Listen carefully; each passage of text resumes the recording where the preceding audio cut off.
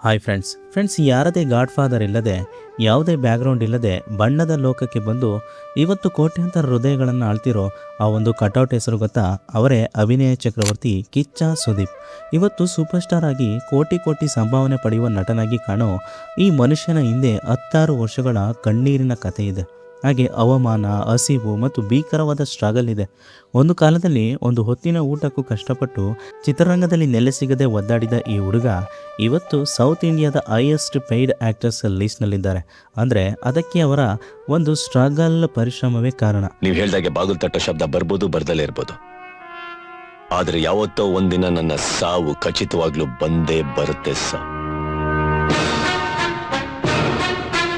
September 2, 1971ರಲ್ಲಿ ಶಿವಮೊಗ್ಗದಲ್ಲಿ ಸಂಜೀವ್ ಮಂಜಪ್ಪ ಮತ್ತು ಸರೋಜಮ್ಮ ದಂಪತಿಯ ಮಗನಾಗಿ ಸುದೀಪ್ ಅವರು ಜನಿಸ್ತಾರೆ. ಇವರ ತಂದೆ ಹೋಟೆಲ್ ಉದ್ಯಮದಲ್ಲಿದ್ದ ಕಾರಣ ಇವರ ಬಾಲ್ಯ ಚೆನ್ನಾಗಿಯೇ ಇತ್ತು. ಇಂಜಿನಿಯರಿಂಗ್ ಮುಗಿಸಿದ ಸುದೀಪ್ಗೆ ಕ್ರಿಕೆಟ್ ಅಂದರೆ ಪ್ರಾಣವಾಗಿತ್ತು.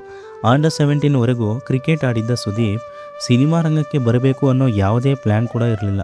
ತುಂಬಾ ನಾಚಿಕೆ ಸ್ವಭಾವದರಾಗಿದ್ದ ಸುದೀಪ್ ತಮ್ಮ ಶೈನೆಸ್ ದೂರ ಮಾಡಿಕೊಳ್ಳೋಕೆ ಮುಂಬೈನ ರೋಷನ್ ತನೇಜಾ ಆ್ಯಕ್ಟಿಂಗ್ ಸ್ಕೂಲ್ಗೆ ಸೇರ್ತಾರೆ. ಅಲ್ಲಿ ಅಭಿನಯ ಕಲಿತ ಮೇಲೆ ಅವರಿಗೆ ಬಣ್ಣದ ಲೋಕದ ಮೇಲೆ ಪ್ರೀತಿ ಹುಟ್ಟೋದು. ಆದರೆ ಚಿತ್ರರಂಗಕ್ಕೆ ಬಂದ ಹೊಸದರಲ್ಲಿ ಸುದೀಪ್ಗೆ ಯಾರೂ ಸುಲಭವಾಗಿ ಅವಕಾಶವನ್ನು ಕೊಡಲಿಲ್ಲ. ಅವರ ಹೈಟ್ ನೋಡಿ, ಅವರ ವಾಯ್ಸ್ ನೋಡಿ ರಿಜೆಕ್ಟ್ ಮಾಡಿದವರೇ ಹೆಚ್ಚು. ಇನ್ನು ಇವರು ಸಿನಿಮಾದಲ್ಲಿ ತೆರೆ ಕಂಡಿದ್ದು ಹೇಗೆ ಅಂದರೆ 1997ರಲ್ಲಿ ತಾಯವ್ವ ಅನ್ನೋ ಸಿನಿಮಾದಲ್ಲಿ ಸಪೋರ್ಟಿಂಗ್ ರೋಲ್ ಸಿಗುತ್ತೆ. ಅದಾದಮೇಲೆ ಪ್ರತ್ಯರ್ಥ ಅನ್ನೋ ಸಿನಿಮಾ ಮಾಡ್ತಾರೆ. ಆದರೆ ಈ ಸಿನಿಮಾಗಳು ಸುದೀಪ್ಗೆ ಯಾವುದೇ ಬ್ರೇಕ್ ಕೊಡಲಿಲ್ಲ. ಚಿತ್ರರಂಗದಲ್ಲಿ ನೆಲೆ ಸಿಗದೆ, ಕೈಯಲ್ಲಿ ಕಾಸಿಲ್ಲದೆ, ಮಧ್ಯಾಹ್ನದ ಊಟಕ್ಕೂ ದುಡ್ಡಿಲ್ಲದೆ ಕೇವಲ ಟೀ ಮತ್ತು ಬಿಸ್ಕೆಟ್ ತಿಂದು ದಿನ ಕಳೆದ ದಿನಗಳೂ ಇವೆ ಅಂತ ಸುದೀಪ್ ಅವರೇ ಸಾಕಷ್ಟು ಇಂಟರ್ವ್ಯೂಗಳಲ್ಲಿ ಹೇಳಿಕೊಂಡಿದ್ದಾರೆ. ತಂದೆ ಹತ್ತಿರ ದುಡ್ಡು ಕೇಳಲು ಇಷ್ಟವಿಲ್ಲದೆ ಸ್ವಂತ ಬಲದ ಮೇಲೆ ಏನಾದರೂ ಸಾಧಿಸಬೇಕು ಅನ್ನೋ ಹಠ ಅವರಲ್ಲಿತ್ತು. ಸ್ನೇಹಿತರೆ, 90 ಮತ್ತು 20ರ ದಶಕದಲ್ಲಿ ಸುದೀಪ್ ಇನ್ನು ಚಿತ್ರರಂಗದಲ್ಲಿ ನೆಲೆ ಕಂಡುಕೊಳ್ಳಲು ಒದ್ದಾಡ್ತಿದ್ದಾಗ ಬೆಂಗಳೂರಿನಲ್ಲಿ ಪ್ರಿಯಾ ಅವರನ್ನು ಮೊದಲ ಬಾರಿಗೆ ಭೇಟಿಯಾಗ್ತಾರೆ. ಪ್ರಿಯಾ ಅವರು ಮೂಲತಃ ಕೇರಳದ ನಾಯರ್ ಕುಟುಂಬದವರಾಗಿರ್ತಾರೆ. ಏರ್ಲೈನ್ಸ್ ಕಂಪನಿಯೊಂದರಲ್ಲಿ ಬ್ಯಾಂಕ್ ಉದ್ಯೋಗಿಯಾಗಿದ್ದರು. ಮೊದಲ ನೋಟದಲ್ಲೇ ಇಬ್ಬರ ನಡುವೆ ಪ್ರೀತಿ ಚಿಗುರುತ್ತೆ. ನಿಮಗೆ ಗೊತ್ತಾ, ಆ ಸಮಯದಲ್ಲಿ ಸುದೀಪ್ ಹತ್ರ ಸರಿಯಾಗಿ ಹಣ ಕೂಡ ಇರಲಿಲ್ಲ, ಸಿನಿಮಾಗಳೂ ಇರಲಿಲ್ಲ. ಆಗ ಪ್ರಿಯಾ ಅವರೇ ಸುದೀಪ್ಗೆ ಫೈನಾನ್ಷಿಯಲಿ ಮತ್ತು ಎಮೋಷನಲಿ ದೊಡ್ಡ ಬೆಂಬಲವಾಗಿ ನಿಲ್ತಾರೆ. ಸುದೀಪ್ ಅವರ ಕಷ್ಟದ ದಿನಗಳಲ್ಲಿ ಹೆಗಲಿಗೆ ಹೆಗಲು ಕೊಟ್ಟು ನಿಂತ ಪ್ರಿಯಾ ಅವರನ್ನು 2001ರಲ್ಲಿ ಸುದೀಪ್ ಪ್ರೀತಿಸಿ ಮದುವೆ ಆಗ್ತಾರೆ. ನಂತರ 2004ರಲ್ಲಿ ಇವರಿಗೆ ಸಾನ್ವಿ ಅನ್ನೋ ಮುದ್ದಾದ ಮಗಳು ಕೂಡ ಹುಟ್ಟುತ್ತಾಳೆ. ಮದುವೆಯಾದ ವರ್ಷವೇ ಸುದೀಪ್ ಲೈಫ್ ಬದಲಾಯಿಸೋ ಆ ಒಂದು ಸಿನಿಮಾ ಬರುತ್ತೆ. ಅದುವೇ ಸುನೀಲ್ ಕುಮಾರ್ ದೇಸಾಯಿ ನಿರ್ದೇಶನದ ಸ್ಪರ್ಶ. ಈ ಸಿನಿಮಾ ಸೂಪರ್ ಹಿಟ್ ಆಗಿ ಸುದೀಪ್ಗೆ ಒಳ್ಳೆ ಹೆಸರು ತಂದು ಕೊಡುತ್ತೆ. ಆದರೆ ಸುದೀಪ್ ಅವರನ್ನು ಸ್ಟಾರ್ ಪಟ್ಟಕ್ಕೆ ಕೂರಿಸಿದ್ದು 2001ರ ಹುಚ್ಚ ಸಿನಿಮಾ. ಕಣ್ಣುಗಳಲ್ಲಿ ಕದನ, ಪ್ರೀತಿಯಲ್ಲಿ ಹುಚ್ಚುತನ ಇರೋ ಆ ಕಿಚ್ಚ ಅನ್ನೋ ಕ್ಯಾರೆಕ್ಟರ್ನಲ್ಲಿ ಸುದೀಪ್ ಅವರ ಆ್ಯಕ್ಟಿಂಗ್ ನೋಡಿ ಇಡೀ ಕರ್ನಾಟಕವೇ ಫಿದಾ ಆಗುತ್ತೆ. ಅಲ್ಲಿಂದ ಸುದೀಪ್ ಅವರು ಕಿಚ್ಚ ಸುದೀಪ್ ಆಗ್ತಾರೆ.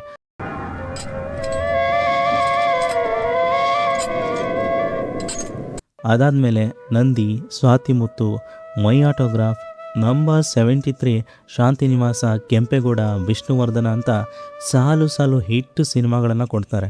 ಕೇವಲ ಕನ್ನಡ ಮಾತ್ರವಲ್ಲದೆ ಬಾಲಿವುಡ್ನಲ್ಲಿ ರಾಮ್ ಗೋಪಾಲ್ ವರ್ಮಾ ಅವರ ಫೋಂಕ್ ಮತ್ತು ರನ್ ಸಿನಿಮಾಗಳಲ್ಲಿ ನಟಿಸಿ ಸೈ ಎನಿಸಿಕೊಳ್ತಾರೆ. ಇನ್ನು ರಾಜಮೌಳಿ ನಿರ್ದೇಶನದ ಈಗ ಸಿನಿಮಾದಲ್ಲಿ ವಿಲನ್ ಆಗಿ ಸುದೀಪ್ ಮಾಡಿದ ನಟನೆಗೆ ಇಡೀ ದೇಶವೇ ಎದ್ದು ನಿಂತು ಚಪ್ಪಾಳೆ ತಟ್ಟಿತ್ತು. ಒಬ್ಬ ನಟನಾಗಿ, ಡೈರೆಕ್ಟರ್ ಆಗಿ, ಪ್ರೊಡ್ಯೂಸರ್ ಆಗಿ ಅಪ್ರತಿಮ ಸಾಧನೆ ಮಾಡಿ ಅಭಿನಯ ಚಕ್ರವರ್ತಿ ಅನ್ನೋ ಬಿರುದು ಪಡಿತಾರೆ. ಸಿನಿಮಾಗಳಲ್ಲಿ ಸ್ಟಾರ್ ಆಗಿದ್ದ ಸುದೀಪ್ಗೆ ಕಿರುತೆರೆಯಲ್ಲಿ ಮತ್ತೊಂದು ಬಿಗ್ ಬ್ರೇಕ್ ಸಿಗುತ್ತೆ. ಅದುವೇ ಬಿಗ್ ಬಾಸ್ ಕನ್ನಡ. 1ರಿಂದ ಶುರುವಾದ ಇವರ ಹೋಸ್ಟಿಂಗ್ ಜರ್ನಿ ಇವತ್ತಿಗೂ ಯಶಸ್ವಿಯಾಗಿ ನಡೀತಿದೆ. ಆದರೆ ಬಿಗ್ ಬಾಸ್ ವೇದಿಕೆ ನಿಭಾಯಿಸೋದು ಅಷ್ಟು ಸುಲಭ ಇರಲಿಲ್ಲ. ಪ್ರತಿ ಶನಿವಾರ ಮತ್ತು ಭಾನುವಾರ ಇಡೀ ವಾರದ ಕಾಂಟ್ರವರ್ಸಿಗಳನ್ನು ಬ್ಯಾಲೆನ್ಸ್ ಮಾಡೋದು, ತಪ್ಪು ಮಾಡಿದವರಿಗೆ ಸರಿಯಾಗಿ ಕ್ಲಾಸ್ ತಗೊಳ್ಳೋದು ಸುದೀಪ್ ಅವರಿಗೆ ದೊಡ್ಡ ಸವಾಲಾಗಿತ್ತು. ಸೀಸನ್ 3ರಲ್ಲಿ ಸ್ಪರ್ಧಿ ಹುಚ್ಚ ವೆಂಕಟ್ ಮತ್ತೊಬ್ಬ ಸ್ಪರ್ಧೆಯ ಮೇಲೆ ಹಲ್ಲೆ ಮಾಡಿದಾಗ ಸುದೀಪ್ ಅವರು ತಕ್ಷಣವೇ ಆ್ಯಕ್ಷನ್ ತಗೊಂಡು ಅವರನ್ನು ಮನೆಯಿಂದ ಹೊರಹಾಕಿದ್ರು. ಬಿಗ್ ಬಾಸ್ ಇತಿಹಾಸದಲ್ಲೇ ಇಂಥ ಕಠಿಣ ನಿರ್ಧಾರಗಳನ್ನು ತಗೊಂಡು ಶೋನ ಗರಿಮೆಯನ್ನು ಕಾಪಾಡಿದ್ದು ಕಿಚ್ಚ. ಕೆಲವೊಮ್ಮೆ ಸ್ಪರ್ಧಿಗಳ ಫ್ಯಾನ್ಸ್ನಿಂದ ಟ್ರೋಲ್ ಆಗಬೇಕಾಗಿ ಬಂದರು. ಸುದೀಪ್ ಮಾತ್ರ ತಮ್ಮ ನಿಷ್ಠುರ ಮತ್ತು ನ್ಯಾಯಯುತ ಹೋಸ್ಟಿಂಗ್ನಿಂದ ಇವತ್ತಿಗೂ ಬಿಗ್ ಬಾಸ್ನ ನಂಬರ್ 1 ಹೋಸ್ಟ್ ಆಗಿಯೇ ಉಳಿದಿದ್ದಾರೆ.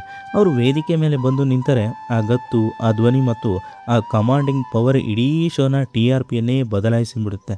ದೊಡ್ಡ ಸ್ಟಾರ್ ಆದಮೇಲೆ ವಿವಾದಗಳು ಬೆನ್ನಿಗೆ ಬರ್ತವೆ. ಸುದೀಪ್ ಲೈಫ್ನಲ್ಲೂ ದೊಡ್ಡ ಬಿರುಗಾಳಿ ಎದ್ದಿದ್ದು 2015ರಲ್ಲಿ. ಸುದೀಪ್ ಮತ್ತು ಅವರ ಪತ್ನಿ ಪ್ರಿಯಾ ನಡುವೆ ವೈಯಕ್ತಿಕ ಭಿನ್ನಾಭಿಪ್ರಾಯ ಬಂದು ಇಬ್ಬರು ಕೋರ್ಟ್ನಲ್ಲಿ ಡಿವೋರ್ಸ್ಗೆ ಅಪ್ಲೈ ಮಾಡ್ತಾರೆ. 14 ವರ್ಷಗಳ ನಂತರ ಸಂಸಾರ ಮುರಿದು ಬಿತ್ತು ಅಂತ ಇಡೀ ಸ್ಯಾಂಡಲ್ವುಡ್ ಮತ್ತು ಅಭಿಮಾನಿಗಳು ಶಾಕ್ ಆಗಿದ್ರು.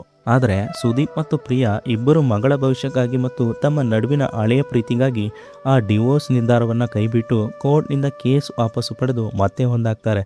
ಆ ಮೂಲಕ ಬಿರುಕು ಬಿಟ್ಟ ಮನಸ್ಸುಗಳನ್ನು ಹೇಗೆ ಒಂದು ಮಾಡಿಕೊಳ್ಬೇಕು ಅಂತ ಇಡೀ ಸಮಾಜಕ್ಕೆ ಮಾದರಿಯಾಗ್ತಾರೆ.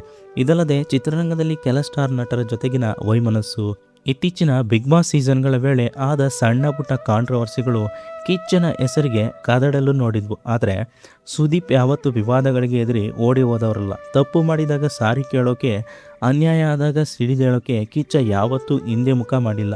ನಟ ದರ್ಶನ್ ಜೊತೆಗಿನ ಸ್ನೇಹ ಮತ್ತು ಮುನಿಸಿ ಕೂಡ ಇವರ ಲೈಫ್ನಲ್ಲಿ ದೊಡ್ಡ ಮಟ್ಟದ ಚರ್ಚೆ ಹುಟ್ಟು ಹಾಕಿತ್ತು. ಆದರೆ ಸುದೀಪ್ ಎಲ್ಲವನ್ನ ತುಂಬಾ ಮೆಚೂರ್ಡ್ ಆಗಿ ಹ್ಯಾಂಡಲ್ ಮಾಡ್ತಾ ಬಂದಿದ್ದಾರೆ. ಕಿಚ್ಚ ಸುದೀಪ್ ಕೇವಲ ರೀಲ್ ಹೀರೋ ಅಲ್ಲ, ರಿಯಲ್ ಹೀರೋ ಕೂಡ ಹೌದು. ಕಿಚ್ಚ ಸುದೀಪ್ ಚಾರಿಟೇಬಲ್ ಸೊಸೈಟಿ ಮೂಲಕ ಸಾವಿರಾರು ಬಡ ಮಕ್ಕಳ ವಿದ್ಯಾಭ್ಯಾಸಕ್ಕೆ ನೆರವಾಗಿದ್ದಾರೆ. ಸರ್ಕಾರಿ ಶಾಲೆಗಳನ್ನು ದತ್ತು ತಗೊಂಡು ಅಭಿವೃದ್ಧಿಪಡಿಸಿದ್ದಾರೆ. ಕಷ್ಟದಲ್ಲಿರೋ ಹಿರಿಯ ಕಲಾವಿದರಿಗೆ ಇವತ್ತಿಗೂ ಯಾರಿಗೂ ತಿಳಿಯದ ಹಾಗೆ ಆರ್ಥಿಕ ಸಹಾಯ ಮಾಡ್ತಾ ಬರ್ತಿದ್ದಾರೆ. ಕೊರೋನಾ ಸಮಯದಲ್ಲಂತೂ ಉತ್ತರ ಕರ್ನಾಟಕದ ಹಳ್ಳಿಗಳಿಗೆ ಮತ್ತು ಚಿತ್ರರಂಗದ ಕಾರ್ಮಿಕರಿಗೆ ಸುದೀಪ್ ಮಾಡಿದ ಸಹಾಯ ಅಷ್ಟಿಷ್ಟಲ್ಲ. ಹಸಿವಿನ ಬೆಲೆ ಗೊತ್ತಿರೋರು ಮಾತ್ರ ಬೇರೆಯವರ ಹಸಿವನ್ನು ನೀಗಿಸಬಲ್ಲರು ಅನ್ನೋದಕ್ಕೆ ಸುದೀಪ್ ಅವರೇ ಸಾಕ್ಷಿ.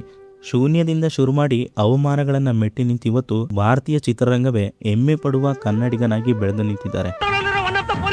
ನಿನ್ನ ಕಂಟ್ರೋಲ್ ಅಲ್ಲಿರೋ one of the police station ಆಗಿರ್ಬೋದು, ಆದ್ರೆ ಈ ಕೆಂಪೇಗೌಡನ್ ಕಂಟ್ರೋಲ್ ಅಲ್ಲಿರೋ one and only police station. ನನ್ನ ಜಾಗಕ್ಕೆ ಅನಾಸುಖವಾಗಿ ಅವನಾರ ಬಂದು ನನ್ನ ಕೆಲಸಕ್ಕೆ ಅಡ್ಡ ಬಂದ್ರೆ ಬೋಟಿ ತೆಗೆದ್ಬಿಡ್ತೀನಿ. ಸೊ ಸ್ನೇಹಿತರೆ, ಇದಾಗಿತ್ತು ಕಿಚ್ಚ ಸುದೀಪ್ ಅವರ ಒಂದು ಲೈಫ್ನ ಸ್ಟ್ರಗಲ್ ಸ್ಟೋರಿ. ಸೊ ಸ್ನೇಹಿತರೆ, ನೀವು ಕೂಡ ಕಿಚ್ಚ ಅಭಿಮಾನಿ ಆಗಿದ್ದರೆ ಕಿಚ್ಚ ಬಾಸ್ ಎಂದು ಕಾಮೆಂಟ್ನಲ್ಲಿ ತಿಳಿಸಿ. ಹಾಗೆ ವಿಡಿಯೋ ಇಷ್ಟ ಆದರೆ ಖಂಡಿತ ಲೈಕ್ ಮಾಡಿ, ಹಾಗೆ ವಿಡಿಯೋವನ್ನು ಶೇರ್ ಮಾಡಿ. ಆಯ್ಕೆ ಮಾಡ್ಕೊಂಡ್ಬಿಟ್ರು. ಅಂತದ್ರಲ್ಲಿ ಮೂರೂ ಬಿಟ್ಟಿರೋ ನಿನ್ನನ್ನು ಅರೆಸ್ಟ್ ಮಾಡಿದ್ರೆ ಈ ಜನ ಏನೋ ಹೋರಾಟ ಮಾಡ್ತಾರೆ. ಹಾಗೆ ಇದೇ ರೀತಿ ಲೈಫ್ ಸ್ಟೋರೀಸ್ ಮತ್ತು ಟ್ರೆಂಡಿಂಗ್ ಟಾಪಿಕ್ ಮತ್ತು ಇಂಟ್ರೆಸ್ಟಿಂಗ್ ವಿಡಿಯೋಗಳಿಗಾಗಿ ನೀವು ಇನ್ನೂ ಕೂಡ ನಮ್ಮ ಚಾನಲನ್ನು ಸಬ್ಸ್ಕ್ರೈಬ್ ಮಾಡಿಲ್ಲ ಅಂದರೆ ಈ ಕೂಡಲೇ ಸಬ್ಸ್ಕ್ರೈಬ್ ಮಾಡ್ಕೊಳ್ಳಿ. Thanks for watching video.